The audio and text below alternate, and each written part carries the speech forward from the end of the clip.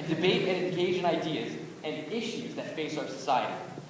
One of the most remarkable things about YPM is that it attracts youth who are active in their communities.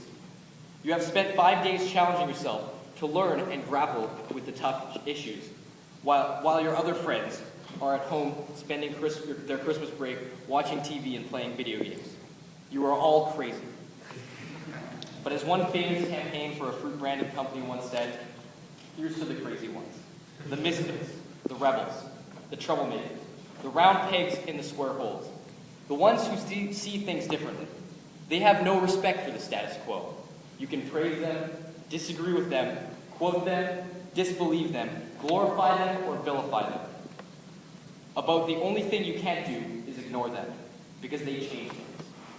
Whether you like Apple or not, I think we can all agree that these words perfectly describe the people in this room. Rebels who challenge the status quo, who see things differently.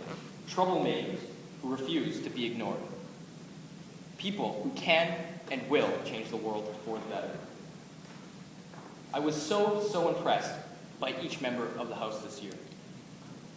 To every former member of YPM who visited, I remarked to them that, we have a really good group of backbenchers this year. During your maiden speeches, you spoke about how you were involved in your community, how you were appalled by atrocities happening around the world. You voiced your opinions, you sang, you made us laugh. You showed us just how unique, active, and interesting each of you are. And this is a remarkable thing about YPM, and why such strong and long-lasting friendships can be formed in only 5 days. YPM attracts people like you. People who refuse to sit back. People who have opinions they want to share. People who aren't afraid to engage in the ideas and the issues of the day. Now, I'll preface what I'm about to say by saying I'm not trying to convert anyone to atheism, as I have, perhaps, with my PSSS a few years ago. But I'm not a religious person. I don't believe in a God or an afterlife. Mr. Speaker, at the risk of sounding melodramatic, we will all die. I believe that our lives are therefore measured by the positive change we make, however large or small, in the world and the lives of those around us. Our lives are measured by the contributions we make to something more permanent than we. Our lives are measured by our contributions to our society's progress to a more fair and prosperous future. As the opening lines of the song Helplessness Blues by the Fleet Foxes say, I was raised up believing I was somehow unique, like a snowflake, unique among snowflakes, or unique in each way you can see. But now after some thinking, I say I'd rather be a functioning cog in some great machinery serving something beyond me. Unlike the title of the song, I do not find myself helpless, because I know I am surrounded by people who also understand the importance of ideas, strong personal relationships, and dedication to progress. As Hannah Arendt said, man can be courageous only so long as he knows he is survived by those who are like him, that in this sense, he fulfills a role in something more permanent than himself. Mr. Speaker, this is what motivates members of this executive, I believe.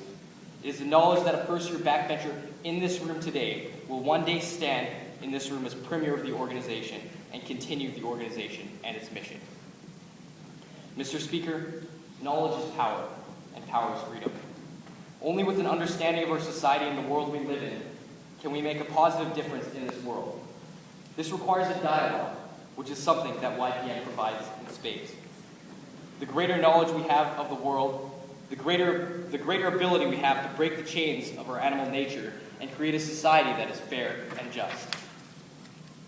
Mr. Speaker, I have quoted many others in my speech, but I would like to close by reading a quote from the Winnipeg Free Press by someone I love very much, myself. I'm interested in politics because it affects everyone in our society. It's about creating a system which gives people the greatest amount of opportunity to do what they want with their life. I think we are incredibly privileged in our democratic society to have the ability to elect our officials and really decide where we want our society to go and create a system that is just and fair. Mr. Speaker, as others around the globe struggle for a voice and for change, we must indeed pause and reflect on just how lucky we are to be able to sit in this legislative chamber, encouraged by current and former politicians, to voice our opinions, and in the future to determine what we want our society to be.